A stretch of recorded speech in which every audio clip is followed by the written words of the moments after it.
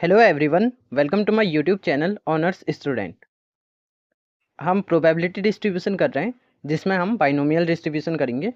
तो binomial distribution की कुछ पहचान होती है। तो क्या प्रॉपर्टी होती है इसकी? पहले तो एन ट्रायल होते हैं, यानी कि एक स्पेसिफिक नंबर दे देंगे कि हमें 100 नंबर पे ट्रायल करना है, हमें 7 नंबर पे ट्रायल करना है, 10 नंबर पे। तो एक एन ट्रायल होते हैं इसमें। अब इस ट्रायल के दो आउटपुट निकलते हैं। दो आउटपुट में क्या आता है, या तो सक्सेस होता है या फिर फेलियर होता है। सक्सेस और फेलियर का मतलब यहाँ पे ये है कि अगर हम चूज करते हैं किसी नंबर को, तो उस नंबर को आने की अगर कोई प्रोबेबिलिटी है, फॉर एग्जांपल हम कॉइन टॉस कर रहे हैं, तो हेड और टेल दो आउटपुट है यहाँ पे। ठीक है।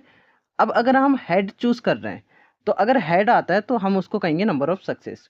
लेकिन अगर हमने टेल चूज करा है, तो टेल आने की प्रोबेबिलिटी हो जाएगी नंबर ऑफ सक्सेस। यानी कि हम जिस आउटपुट को चूज कर रहे हैं उसके आने की प्रोबेबिलिटी ही सक्सेस होती है, और जिसको हमने चूज नहीं करा है उसके आने की प्रोबेबिलिटी को हम फेलियर कहते हैं। तो सक्सेस को हम डिनोट करते हैं पी से, और फेलियर को हम डिनोट करते हैं क्यू से। अब क्यू कैसे निकलता है? क्यू निकलता है 1 माइनस पी करेंगे तो क्यू निकल जाता है, क्योंकि टोटल प्रोबेबिलिटी 1 होती है। टोटल प्रोबेबिलिटी में से अगर हम सक्सेस की प्रोबेबिलिटी को माइनस करेंगे तो फेलियर की प्रोबेबिलिटी आ जाएगी। अब यहाँ पे बाइनोमियल डिस्ट्रीब्यूशन का फॉर्मूला होता है n c x p x q n minus x, जिसमें हम क्यू को फाइंड करते हैं 1 माइनस पी करके। तो अब यहाँ पे एन सी एक्स को लिखने का क्या तरीका होता है? वो होता है एन फैक्टोरियल अपॉन में x factorial n minus x factorial. तो एक बार एन फैक्टोरियल लिखेंगे, फिर एक्स फैक्टोरियल, और फिर इनका डिफरेंस, एंड मल्टीप्लाई में पी एंड क्यू है क्यू एन माइनस एक्स। अब यहाँ पे एक और चीज़ आती है कभी, ये 1 मार्क्स में थ्योरेटिकल में, अगर प्रोबेबिलिटी है, प्रोबेबिलिटी ऑफ सक्सेस जिसको हम पी से डिनोट करते हैं, अगर ये ग्रेटर देन 0.5 होता है तो हम इसको क्या कहते हैं? हम कहते हैं इसको पॉजिटिव स्क्यूड। और वहीं पर ही अगर ये लेस देन 0.5 होती है तो हम उसको बोलते हैं नेगेटिव स्क्यूड।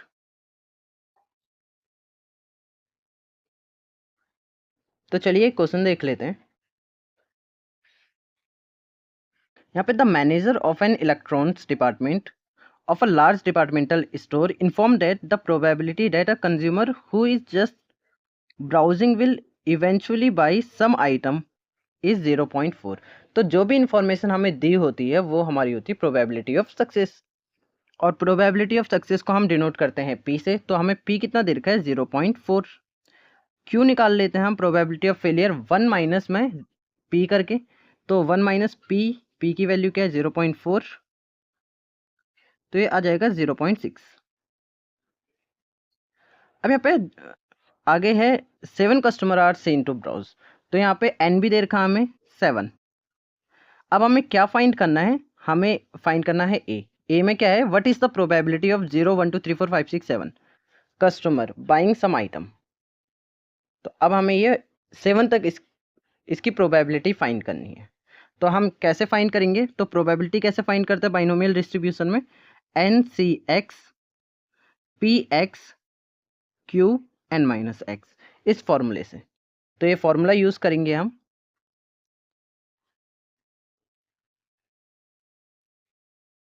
तो अभी हम फाइंड कर रहे हैं P0 के लिए। तो यहाँ पे ये वर्किंग नोट है।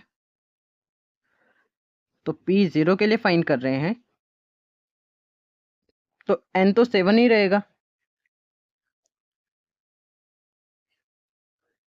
N c x p x q n minus x, n की जगह हम रखेंगे 7 फैक्टोरियल, सी की अपॉन में एक्स, एक्स की जगह पे क्या रखते हैं? ये p की वैल्यू।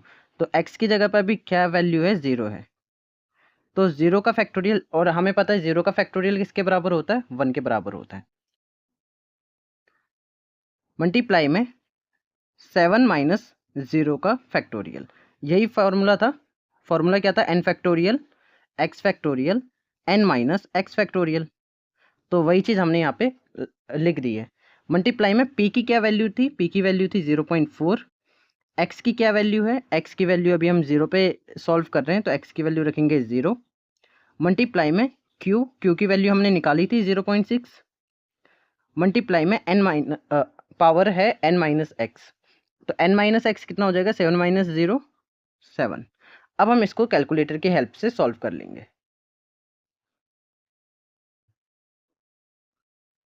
तो हम पहले 0.6 की पावर 7 को सॉल्व करेंगे, और किसी की भी पावर 0 होती है तो उसका मतलब होता है 1, और इसमें हम क्या कर देंगे, तो ये 7 माइनस 0, ये तो 7 फैक्टोरियल बनेगा, 7 फैक्टोरियल से 7 फैक्टोरियल कैंसिल आउट, तो 0.6 की पावर 7 आ जाएगी कैलकुलेटर से सॉल्व करने के बाद।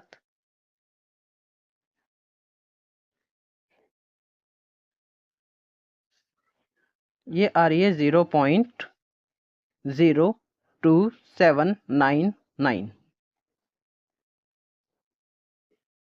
तो यहाँ पे देखिए हम ज़्यादातर लेते हैं 4 डिजिट तक, तो अगर हम 4 डिजिट तक ले तो ये 0.079, तो ये 10 बनेगा तो ये 0.28 हो जाएगा।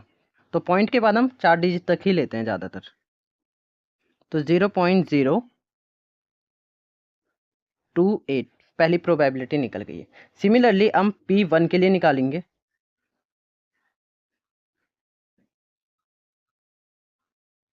तो अब 0 की जगह क्या हो जाएगा 1। P1 के लिए निकालेंगे तो सेम वही, n की जगह हम रखेंगे 7, अपॉन में x की जगह हम रखेंगे 1 का फैक्टोरियल, 7 माइनस 1 का फैक्टोरियल, मल्टीप्लाई में p की वैल्यू है 0.4, x की वैल्यू है 1, q की वैल्यू 0.6, n माइनस x हो जाएगा 6। तो अब हम इसको सॉल्व कर लेंगे, पहले इसकी पावर 0.6 सॉल्व करेंगे, फिर मल्टीप्लाई कर देंगे 0.4 से, और फिर उसके बाद अब यहाँ पे देखिए 7 माइनस 1 कितना होता है 6 फैक्टोरियल, तो हम 7 फैक्टोरियल को अगर हम ओपन करेंगे तो 7 फैक्टोरियल कैसे ओपन होता है, 7 मल्टीप्लाई 6 फैक्टोरियल, तो 6 फैक्टोरियल से 6 फैक्टोरियल कैंसिल आउट हो जाएगा। तो यहाँ पे सिर्फ 7 बचेगा, तो पहले हम इसकी पावर सॉल्व करेंगे, फिर इसको सॉल्व करेंगे, और फिर इसको कैलकुलेटर की हेल्प से जैसे हम वैल्यू पुट करेंगे तो हमारे पास आंसर आ जाएगा 0.1306। हमें 4 डिजिट तक ही लेना है पॉइंट के बाद।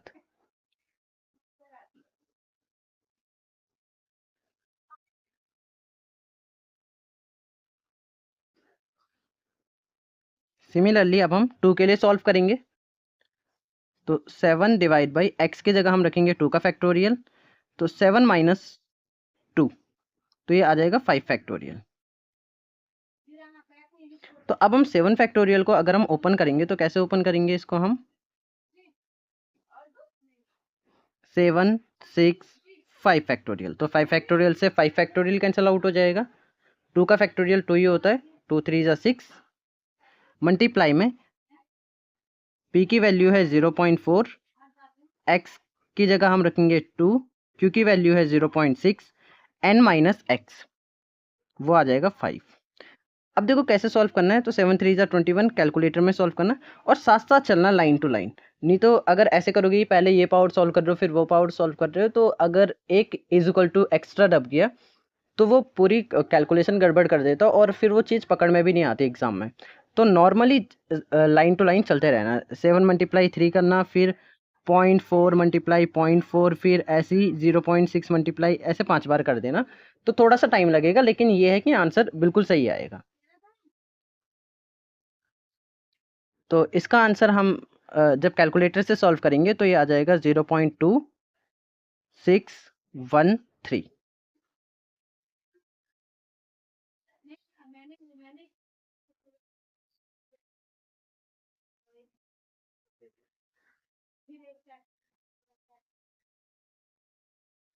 सिमिलरली हम P3 के लिए निकालेंगे, तो n फैक्टोरियल अपॉन में x कितना आ जाएगा, इस बार 3 फैक्टोरियल आ जाएगा, मल्टीप्लाई में 7 माइनस 3 करेंगे तो आ जाएगा 4 फैक्टोरियल।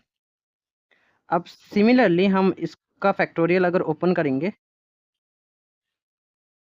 तो ये आ जाएगा 7 6 5 4 फैक्टोरियल, तो 4 फैक्टोरियल से 4 फैक्टोरियल कैंसिल आउट हो जाएगा। सिमिलरली हम 3 फैक्टोरियल को अगर ओपन करेंगे तो हम कैसे ओपन करेंगे इसको, 3 फैक्टोरियल को, तो देखिए फैक्टोरियल जब भी ओपन होता है तो 1 तक जाता है, 3 to 1। तो 3 2 जा 6, 6 से 6 कैंसिल आउट हो जाएगा। मल्टीप्लाई में p की वैल्यू है 0.4, x की वैल्यू आ जाएगी यहाँ पे 3, मल्टीप्लाई q 0.6 और इसकी वैल्यू आ जाएगी 4, n माइनस एक्स करेंगे तो 7 माइनस 3 4। अब इसको सॉल्व कर लेंगे। 7 5 35, तो लाइन टू लाइन चलिएगा तो उससे कैलकुलेशन मिस्टेक नहीं होगी।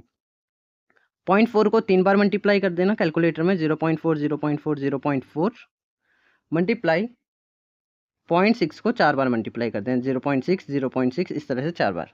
तो इससे क्या होगा, जो कैलकुलेशन है वो बिल्कुल सही होगी, कुछ भी गलत नहीं होगा। तो जो इसका आंसर आएगा कैलकुलेटर से सॉल्व करने पे वो आएगा 0.2903।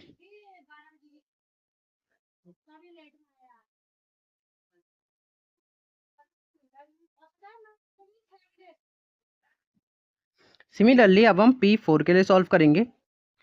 7 फैक्टोरियल अपॉन में 4 फैक्टोरियल 3 फैक्टोरियल मल्टीप्लाई में 0.4 की पावर 4 मल्टीप्लाई में Q की वैल्यू थी 0.6, इसकी पावर आ जाएगी 3। तो अभी हम इसको सॉल्व करेंगे। तो ये देखिए, हम ये पिछला वाला भी ऐसे ही सॉल्व कर रहा था तो आंसर 35 आ रहा था। तो यहाँ पे देखिए इसको अगर हम खोलेंगे तो ये कितना खुलेगा, 7 मल्टीप्लाई 5 मल्टीप्लाई 4, 7 मल्टीप्लाई 6 5 4, 4 फैक्टोरियल से 4 फैक्टोरियल कट जाएगा और 3 फैक्टोरियल कितना होता है, वो होता है 6, 3 मल्टीप्लाई 2 मल्टीप्लाई 1, तो ये तो आ जाएगा 35।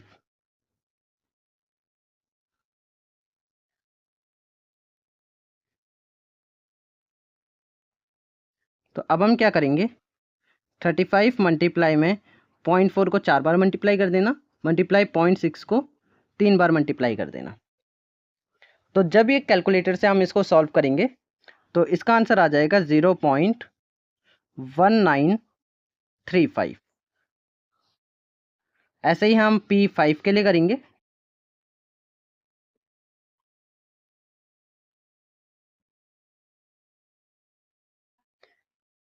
7 फैक्टोरियल अपॉन में 5 फैक्टोरियल मल्टीप्लाई 2 फैक्टोरियल।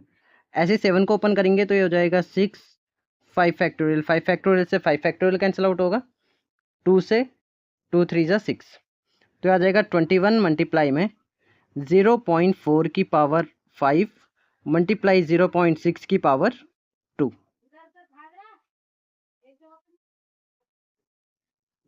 अब इसको हम कैलकुलेटर से सॉल्व करेंगे तो हमारे पास आंसर आ जाएगा 0.0744।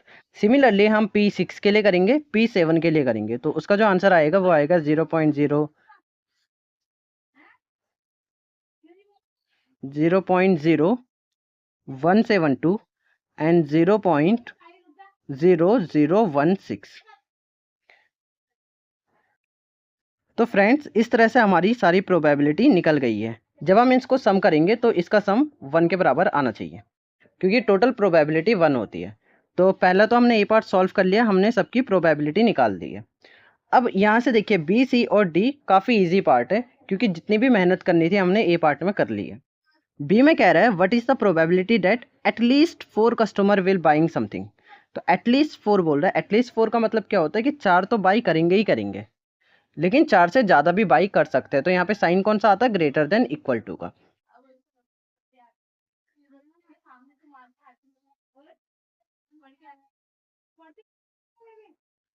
तो अब हम करेंगे एटलीस्ट 4 के लिए। तो कह रहे कि एटलीस्ट 4 कस्टमर बाई समथिंग।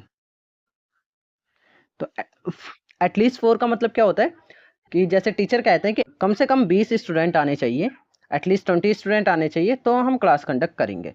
तो 20 स्टूडेंट जो है वो तो आएंगे ही आएंगे, लेकिन अगर इससे ज़्यादा बच्चे आते हैं तब भी वो अलाउड हो जाएंगे। तो इसलिए यहाँ पे एटलीस्ट वर्ड जहाँ भी होता है वहाँ पे ग्रेटर देन इक्वल टू का साइन लगता है। तो एटलीस्ट 4 बोल रहा है। अब यहाँ पे देखिए 2 तरीके हैं निकालने के, मैं दोनों तरीके आपको बता रहा हूँ। पहला तरीका तो है कि P0 P1